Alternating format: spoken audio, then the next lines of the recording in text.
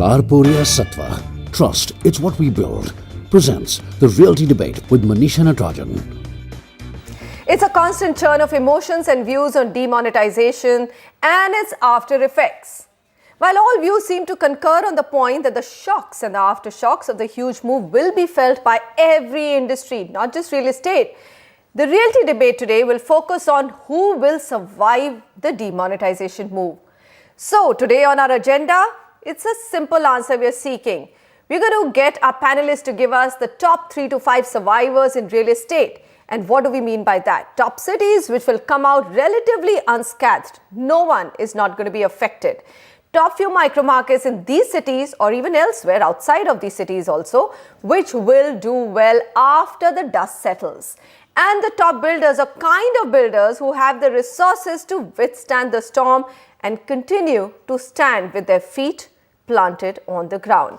Welcome everyone. I'm Manisha Natarajan and my panel today includes Niranjan Hiranandani, CMD Hiranandani Group and President Naredco West, JC Sharma, VC and MD Sobha Limited, Ashwinder Raj Singh, CEO Residential Services, JLL India, and Sameer Jasuja, CEO of Prop Equity. Gentlemen, thank you so much for joining me. Here I have some big data which says that home sales fell by 22% in 8 major cities to 33,304 units during the September quarter due to muted end user demand. Of course, speculators were out and have been out of this market for the last 1.5 years. Mr. Hiranandani, I'm going to come to you first and ask you honestly, the first few debates we did, everyone said, look, this is going to be a short-term effect, but now there are views converging across India where the rara on demonetization has gone down and now everyone is beginning to do the math and saying it may not be short-term, the effect could be really long-term. So what are you summing up in real estate?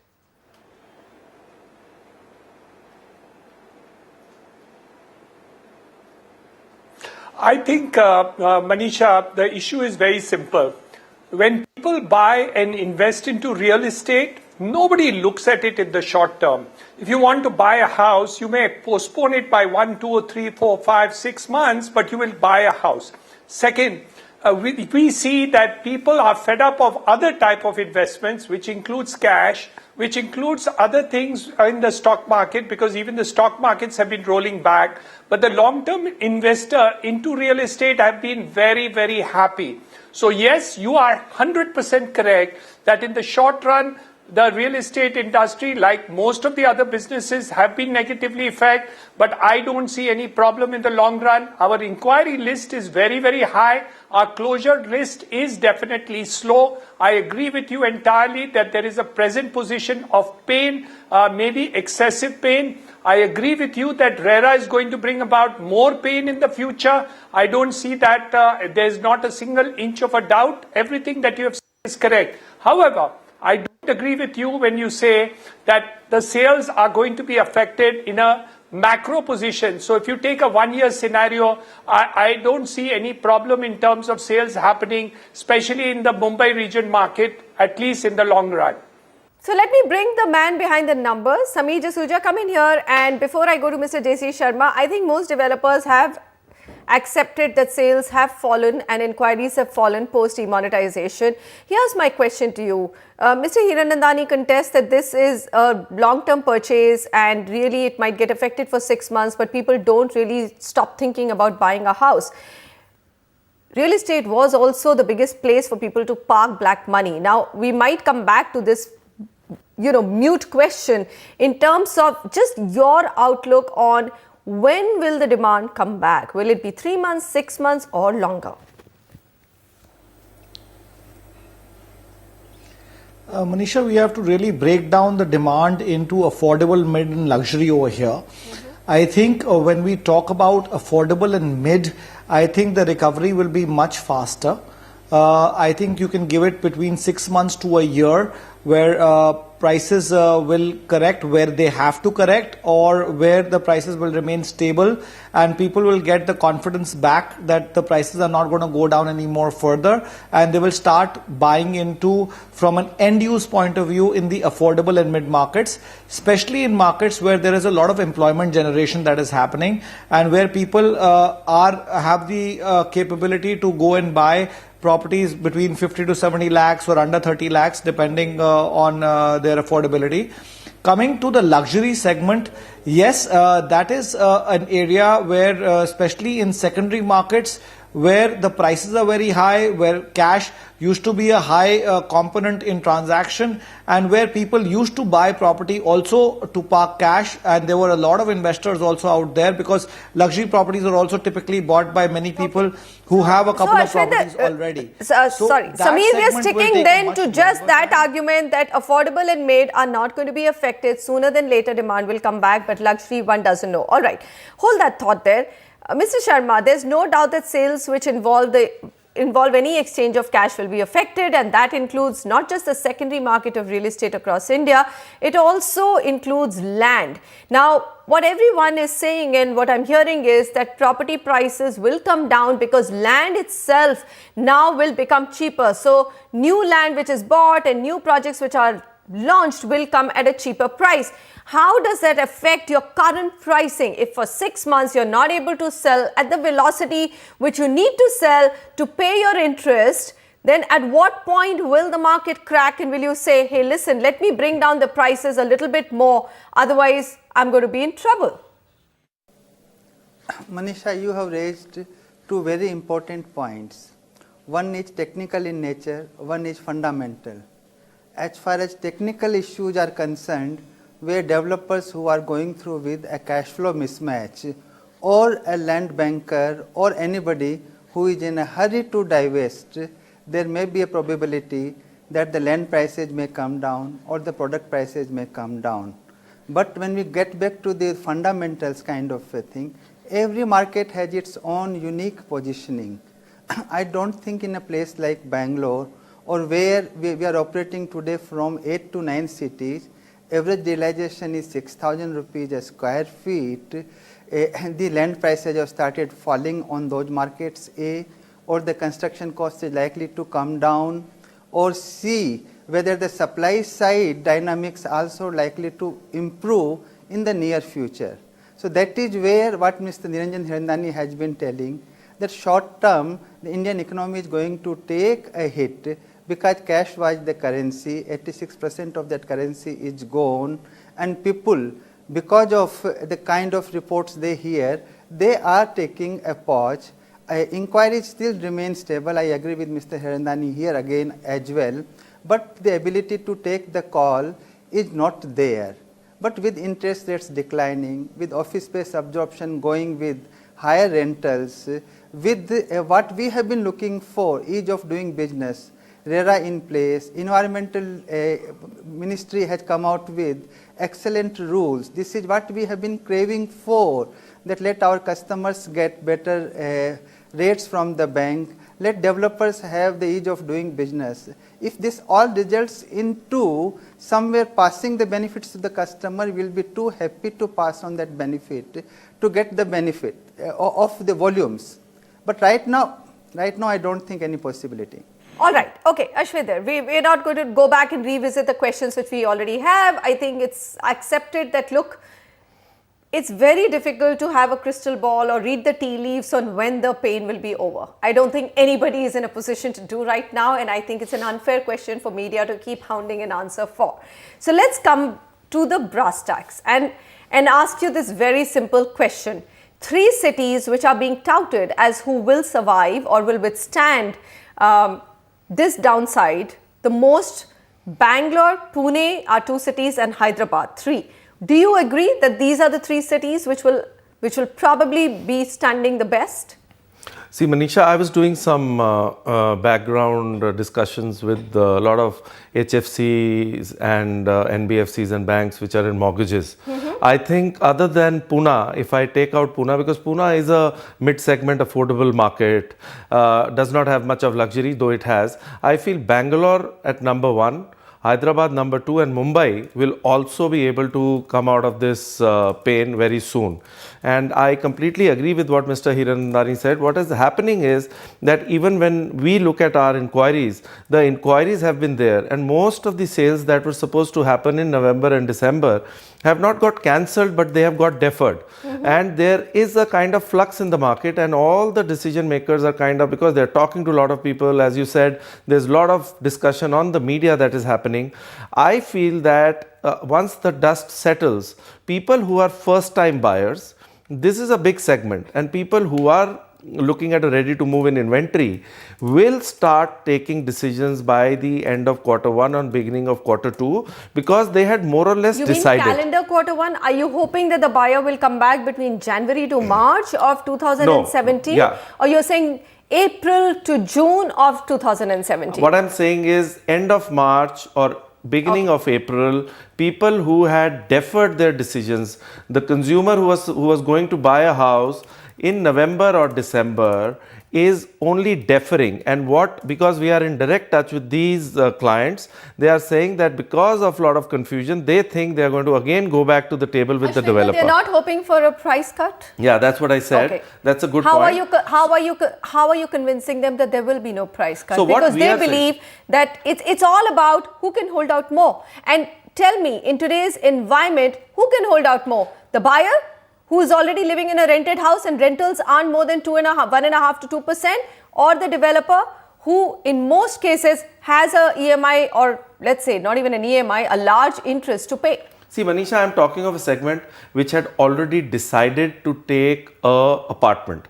Now, what is going to happen is the developer themselves who were engaging with these clients through the intermediaries are more than happy to sit on the table with the checkbook in hand and say, let's negotiate and let's take one step at a time. You take a step forward, we will take a step forward.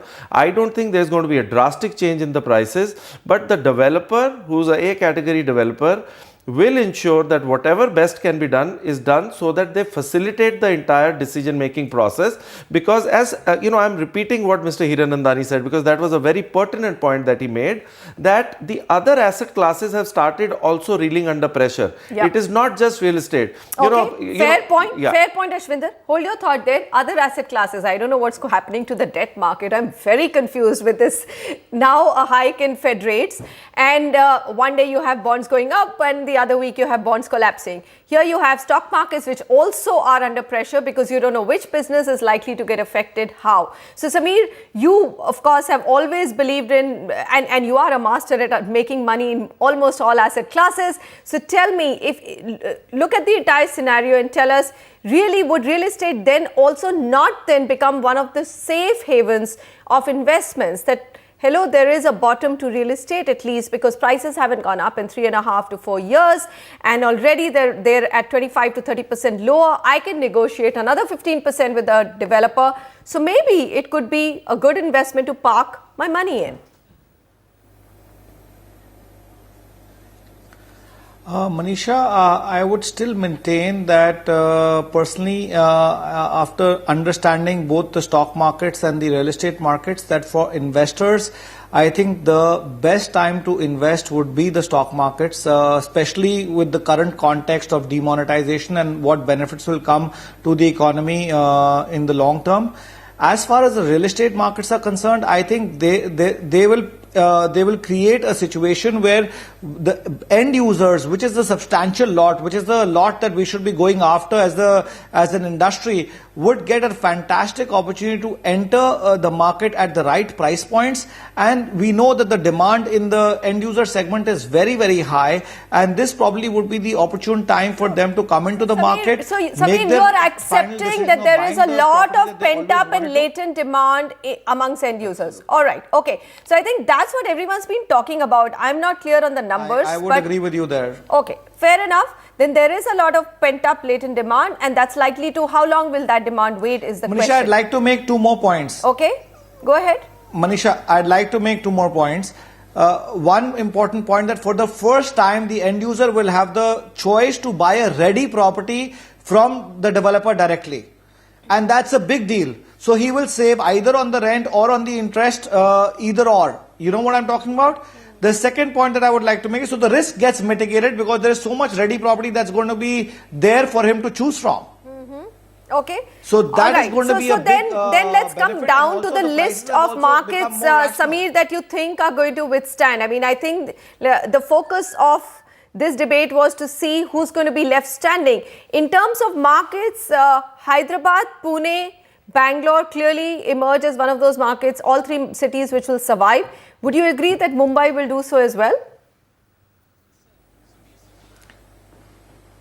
I would agree with Mumbai, Hyderabad and Pune, and so will I agree with Mumbai also, because Mumbai is one city which has very limited supply. And when I talk about Mumbai, I don't talk about Thane and Navi Mumbai. So when we are talking about Mumbai specifically, and I would like to leave South Mumbai out because I have my reservations there, because there's a lot of cash component that goes into that market and the prices are anyway exceptionally high over there. Leaving aside South Mumbai, I think Mumbai will not get that badly affected. And yes, Hyderabad, Pune and Bangalore, all three cities will do reasonably well, barring certain micro markets which are luxury in nature and secondary in nature. All right. Now let's come to that big question, Mr. Sharma, in terms of what kind of builders will be left standing.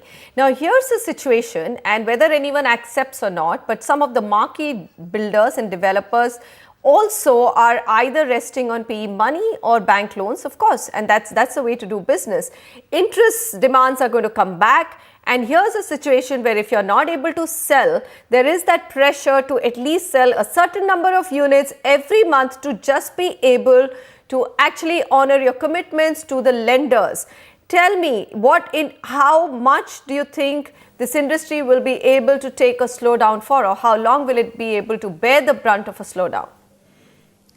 It's a very good question, and because of the slowdown what this industry has been facing since last couple of years, and since most of the developers had gone for high cost loan from NBFCs and others, I think every company will have its own problems to solve, and post demonetization and post RERA, if they do not act in a manner where they are not able to meet their commitments, chances are some of these developers will have to face the consequences. But I am looking at the same thing from a different angle. My view had always been that in every sector, right, there has to be a competency. This was one sector where competency was lacking and anybody could have become a developer. Now RERA coming in, demonetization happening, GST coming in, professionalism has to take place, track record has to be looked into, and all such things will count. Coming back to your interest issue, right, take for instance our case, we will be below 11% by the end of this quarter, which means we have been able to reduce our interest cost by almost 200 basis points, which in other words means that even if my debt goes up, which had not gone up despite last 2 years of this recession, I can withstand the pressure because the interest servicing becomes much less. And we are on record communicating that more than 900 crore of credit limits have been sanctioned yet to be disbursed, with no track record of defaulting or delaying any project. So for us, it is a godsend opportunity to capitalize on. But at the same time, we are not that way that greedy. We believe there is a space and scope in a place like Bangalore to consume 40 to 50,000 units. And if the developer fraternities, they rise to the occasion, do a proper cash flow planning, they also have a space and opportunities to grow. Okay, I'm going to go to Mr. Hiranandani. Mr. Hiranandani, just now, there is of course an opportunity for even all the developers to sit down across the table with NBFCs, PE funds and renegotiate the terms, because hello, 21, 22, 24% ain't happening anymore. And all good builders should also be able to now get money from the banks, with banks flushed with CASAs. Here's my question to you now. What I heard before this monetary policy, which didn't really happen, was that the government realizes that if it wants the economy and GDP growth to come back to its target, it really needs to give housing a big push. And therefore, you could get a big interest rate cut, if not now, in the next monetary policy. That's one. And number two, you could also see some tax rationalization in the budget. And number 3, you could actually get some SOPs for housing. Now, if all those 3 come together, do you think that the fortunes of the industry could change faster than what we are predicting as March? I think, Manisha, you've got all the points right on the nail, but you have forgotten to add one very important statement, which is the statement of the Prime Minister of India, which talks about housing for all for 2022. Now that he's got over the problems relating to demonetization and has put all those things onto track, it will be time for him to concentrate on housing and all the things that you have said in terms of giving SOPs, in terms of giving initiatives, in terms of working at low-cost housing. Not only that, we are hearing from the Chief Minister of Maharashtra to work on fast track of creating EWS housing on behalf of the state government in the salt pan lands and other locations, revenue lands, in the case of Mahada, the other lands which are likely to come.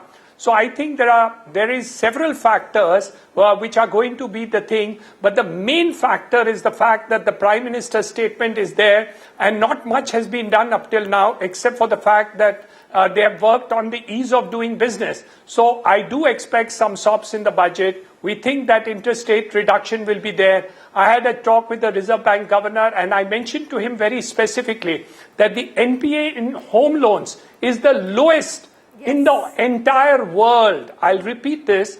The NPA on home loans in India is the lowest in the whole world. The average bank has an NPA of only 1% in home loans, and the worst banks have about 2% NPA, while the infrastructure sector is 25 to 30% NPAs. So I think all in all, it would be sensible for the government to really move housing in a very big way because it will add to the GDP growth. It is an employment generator. It's a target for the Prime Minister. And to add it all, we talked about various cities just now, and you mentioned Bangalore, Hyderabad, Pune, but let me tell you, the amount of money which Mr. Fadnavis is putting into the MMR region and the Mumbai region in terms of infrastructure is almost 150,000 crores in the next 6 years, which includes the Cross Harbour Bridge, the 4 metro regions, the coastal road, and of course the Ro-Ro going up from South Mumbai from the Taj Mahal to Mandwa Jetty and the Navi Mumbai Airport. Right, so sir. all in all, I'm extremely bullish to understand that if the Prime Minister wants affordable housing and economically weaker section housing, which he does, I think the next focus will be on housing sector, and I'm very bullish that these sectors are going to do extremely well. But I agree with you entirely that the next 3 months will still be difficult while people are getting back on their feet regarding monetization and remonetization.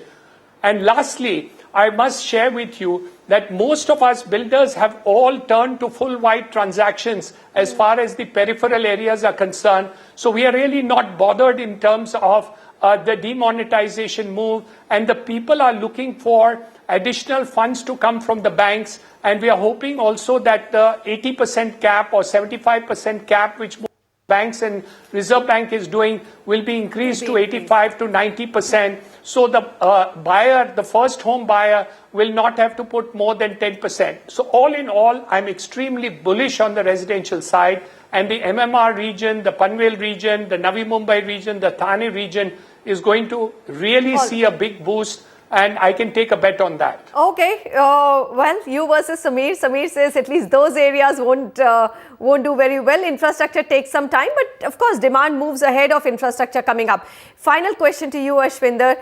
Take a scenario. Let's assume and work for the best. Understand that the government also wants that tremendous CASA which is lying with the banks now to be lent out. Industry demand doesn't come back so quickly, but consumer retail demand can come back faster. Home loans can come back faster. Let's assume your home loan rates come down. You get some boosters in the budget. Do you think that's good enough to bring your buyer back along with some amount of negotiation on the table with the builders? I think one point, Manisha, it's been a great discussion and we've covered most of the points. One point is that there needs to be a lot of education that needs to go to the end consumer right now, because the consumer is really confused as to what is happening. So if all the stakeholders start, looking at the consumer and educating them as to how demonetization is really not linked to their home buying process. Because see, most of the segment that we are talking about, Manisha, very clearly says they are people who have a down payment and they need a home loan. After the home loan, they take the house. So where is the demonetization coming into place? Because once this confusion goes away and these SOPs come in with 90% LTV for the first time buyer, or a 90 or a lower interest rate, definitely for the ready to move in customer. And number a three, higher tax exemption, I hope number it does three, that too, which yes. has been a demand for the One longest more time. point, Manisha, which will definitely help all the stakeholders, but the developers for sure, the high quality developers, is if real estate gets an infrastructure status. Because the moment it gets an infrastructure status, which nobody has spoken about, their cost of funding goes down. Because if you get an industry status, Right. that is not the right thing, because then it comes with many other compliance that you have to do. Factory Act 1, 2, 3, which will again get them into rolling into different You know, you're things. asking for too much. Infrastructure status, I know it's been a demand, but I doubt it. What could happen is that it could, the priority lending benchmarks which are there in terms of 25 lakhs and 28 lakhs could be raised. Let's hope for the best. I think, gentlemen, I'm going to conclude here. One thing which I'm worried about, I just hope the economy recovers faster, because every organization that I'm talking to, they're a worried lot. NH8 in Gurgaon to Delhi is just completely empty. All the billboards are empty. The newspapers have shrunk in sizes. Other than wallets, everyone's fearful, everyone's worried. I think it's not just real estate. I just hope that the job losses which happen aren't too much, because remember, irrespective of what you say, the sentiments are what are going to drive real estate purchases. I need to feel extremely comfortable of my future earnings to be able to bet on real estate, even as a first-time home buyer. So we hope all of those will also come together. Thank you, gentlemen, for joining me. Recovery, well, cities and regions will depend on the fundamentals of the city. So keep a close eye on where commercial office space leasing is really strong and robust. Read all those reports by JLL, Cushman, etc. and maybe you'll get an idea in terms of where is it or which are the cities which are the best sheltered. Thank you so much and goodbye.